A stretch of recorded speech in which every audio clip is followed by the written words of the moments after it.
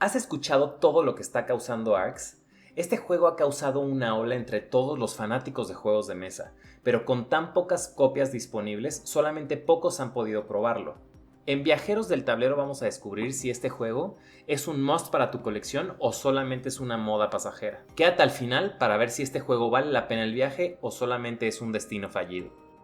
Ok, los preparativos para el viaje. En Arx, los jugadores asumen el rol de un líder en una sociedad espacial, luchando por sobrevivir en un ambiente hostil y peligroso. El objetivo en Arx es claro, alcanzar entre 27 y 33 puntos de poder, dependiendo del número de jugadores en un máximo de 5 capítulos. Estos puntos se obtienen al completar ambiciones, pero aquí está lo interesante. Ninguna ambición está activa al inicio. A lo largo del juego, los jugadores tendrán la oportunidad de activarlas, pero activarlas no aseguran la victoria. Para reclamar estos puntos, deberá ser quien más recursos o piezas dedique a esa ambición en específico de las 6 posibles al final del capítulo.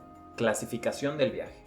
Tripulación requerida. El juego está diseñado para 2 a 4 jugadores, sin embargo creo que la mejor experiencia es de 3 jugadores. De 4 funciona perfectamente bien, hay que hacer algunas modificaciones agregando un par de cartas, pero funciona perfecto también. Sorprendentemente, a 2 jugadores también es totalmente viable. Complejidad de la aventura. Actualmente en la BGG tiene una complejidad de 3.6 sobre 5. La complejidad surge a partir de las decisiones estratégicas y las interacciones que hay entre los jugadores. La curva de aprendizaje es relativamente larga dada la interacción que pueda suceder entre las reglas iniciales y algunas cartas que pueden doblar esas reglas. Tiempo de la expedición. Este juego puede tomarte alrededor de 45 minutos explicarlo la primera vez, pero a partir de eso se puede optimizar y reducir creo que hasta 30 minutos. En cuanto a la duración de la expedición, probablemente va a tomarse entre 30 y 45 minutos por cada jugador. Disclaimer, esto solamente es una reseña del juego. Esto no es un tutorial, así que va a haber algunas partes que probablemente no voy a detallar acerca de las reglas o de las posibles acciones que puedes hacer en Arx. Pero si a ustedes les gustaría que les hiciera un tutorial, por favor déjame en los comentarios, y también me gustaría saber si algún otro juego de Leather Games crees que vale la pena que se le haga una reseña. ¿Cómo navegar la nave? En Arx, la partida puede durar hasta 5 capítulos, pero si un jugador alcanza la puntuación mínima antes, el juego termina y el que tenga más puntos de poder será el ganador. Cada capítulo comienza con el reparto de 6 o 7 cartas de acuerdo con el número de jugadores y se reparten por tripulante. El que tenga la iniciativa juega una carta y define el liderazgo de esa ronda. Eso significa que de los 4 tipos de carta, ese va a ser el palo dominante. Pero aquí es donde entra la estrategia. Cada carta tiene un número y rombos debajo que determina cuántas acciones puedes hacer por rombo.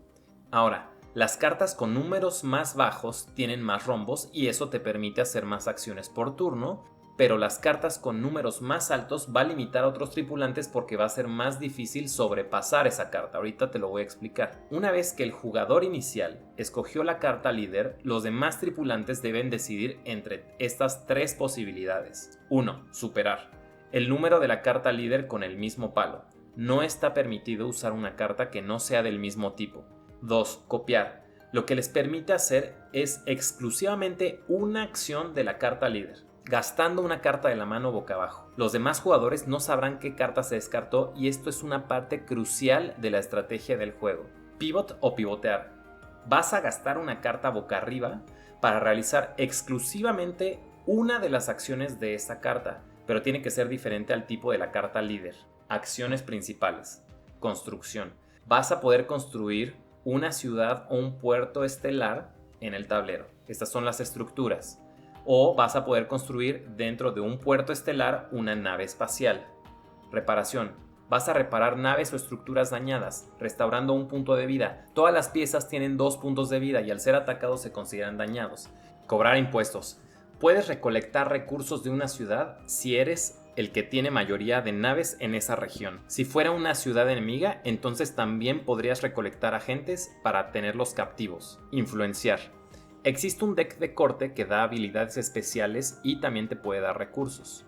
Cuando usas esta acción debes poner un agente en una de esas cartas. Movilización. Mueve tus naves por el tablero a una sección adyacente.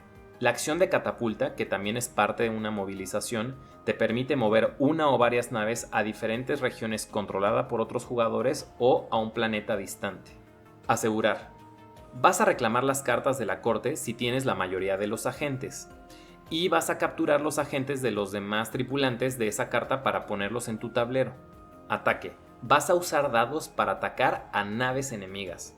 Pero ojo, puedes elegir 3 diferentes tipos de dados. Dado 1 es el azul, que tienes el 50% de posibilidad de causar un daño y 50% que no. Tienes dados rojos, que tienen un alto riesgo para hacer más daño, pero también podrías tú sufrir daño a consecuencia. O también hay dados amarillos que tienen un riesgo mucho más alto, pero también tienen una recompensa y puedes robarle recursos a los demás tripulantes. Eso es muy interesante porque es una de las formas para recolectar trofeos en tu tablero. Ahora sí que ya tienen una generalidad de cuáles son las posibles acciones, vayamos a cómo ganar estos puntos. Cuando eres el jugador inicial, puedes activar una ambición bajando el valor de tu carta a 0.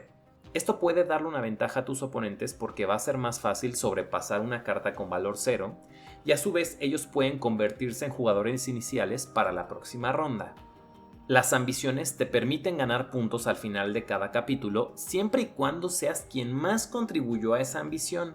Pero cada una de estas está relacionada con diferentes objetivos. También es muy interesante porque una ambición puede declararse hasta 3 veces y con ello puedes buscar monopolizar X recurso. Diario de un viajero, vientos a favor. Este juego tiene una interacción única entre los jugadores. Se vuelve literalmente como si estuvieras en el espacio, yendo a un lado, recolectando recursos, después yendo hacia otro lado, recolectando recursos, robándoselo a otras personas como piratas espaciales. Y creo que esta interacción entre personas se vuelve de verdad único en su género. Creo que una de las mecánicas más interesantes del juego es la forma de la puntuación. Creo que es un gran acierto la parte de las ambiciones.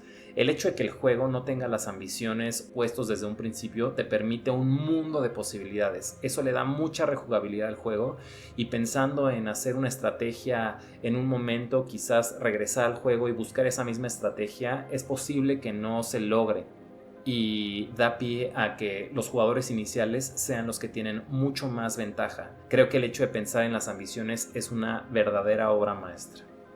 Personalmente creo que la acción de ataque en donde puedes tú elegir qué dados usar es verdaderamente muy ingenioso. Se vuelve, sí, azaroso porque tienes dados, pero tú puedes elegir entre alto riesgo, alta recompensa, o a lo mejor irte un poco más tranquilo y utilizar unos dados azules en donde sea baja la recompensa, pero bajo el riesgo. Me encanta que este juego tenga un potencial competitivo o que se pueda hacer un torneo con él. Creo que hay muchas personas que le están viendo este potencial y pues esto también es algo increíble. Por si fuera poco, todo esto que hemos hablado es exclusivamente el juego base. Se puede expandir con líderes y lore. Si no es suficiente esto, también venden una expansión en donde dan más cartas de líderes y lore, que eso lo hace ligeramente asimétrico. Hay algunas personas que han hablado que esto se le asemeja más a Root porque empiezas en diferentes locaciones y también empiezas con diferentes barcos y habilidades especiales. También aquí atrás tenemos la campaña en donde se pueden jugar 3 diferentes escenarios y a diferencia de otras campañas esto no tienes que destruir las cartas, simplemente si ya terminaste esa campaña puedes volver a jugar y este tiene una rejugabilidad inmensa. Esto puede ser un punto controversial, pero sí vale la pena mencionarlo. El arte de Kyle Ferrin se me hace increíble y esto da pie a que más jugadores quieran intentar el juego por lo visual, lo lindo que es, pero no a todos les encanta. Vientos en contra. Personas que no tengan tanta experiencia en los juegos de mesa, me parece que les va a costar trabajo hilar la mecánica de las cartas al principio, toda la mesa y el control de los territorios, cómo activar las ambiciones y ganar estos puntos. Hilar estas 3 cosas principalmente va a costar mucho trabajo a los jugadores principiantes. Este otro punto lo he platicado con muchas personas que han jugado más juegos de Leder Games. Creo que no todos tienen el tiempo para meterte a la página oficial de Leder Games y ver la fe de ratas que han hecho acerca del manual y entonces como una regla en un principio no estaba bien redactada y entonces se pudo malinterpretar. Simplemente creo que pudieron haber hecho un mejor trabajo con el manual y en general con las reglas, pero eso no es específico de este juego, creo que es en general de Leder Games. Ahora, mi recomendación simplemente es meterte a Discord y meterte a un canal que se llama Woodland Warriors y si en algún momento tienes alguna duda de las reglas, simplemente ahí te pueden contestar todo, pero es un punto más que tienes que considerar si quieres jugar correctamente este juego. Otro punto negativo es que puedes comprar un paquete de minis y es difícil identificar cuando una nave ha perdido un punto de vida. Muchas veces me ha pasado que paso el dedo y como tiene una forma específica de cómo ponerlo, no se puede poner completamente volteado como las piezas de madera. Pues confunde un poco y puede prestarse malinterpretaciones entre los jugadores. Nada realmente malo, pero sí creo que es un área de oportunidad para la editorial también. A ver, Arx definitivamente no es para todos. Muchos dicen que es de azar por cómo te llegan las cartas, pero creo que eso va a depender de cómo utilices las cartas a tu favor o en tu contra. Simplemente es adecuarte a la situación en la que te encuentras en el juego y saber moverte a través de ello. Tipo de pasaporte. Arx es un pasaporte de oro. Definitivamente es una visita obligada. 100% recomendado. Es un juego que logra integrar perfectamente bien los componentes, las mecánicas del juego y las ambiciones. ¡Wow! Chulada de juego, no puedes quedarte sin jugarlo. Pero ahora quiero saber tu opinión. ¿Te ha llamado la atención Arx? ¿Crees que vale la pena probarlo? Ahora déjame tus comentarios acá abajo y dime qué otros juegos te gustaría que exploráramos juntos. Muchas gracias y nos vemos en la próxima.